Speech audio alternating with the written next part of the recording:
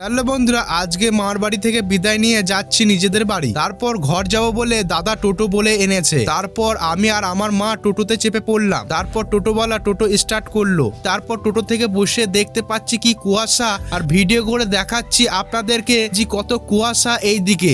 তারপর দাদা টোটোওয়ালাকে দাঁড় করালো আর বলল চা খাবে, চলে এসো। তারপর আমিও চা খাবো বলে দাদার কাছে চলে গেলাম। তারপর দেখুন একটা কাকু কি সুন্দর চা করছে। তারপর কাকু চাটা আমাকে দিল।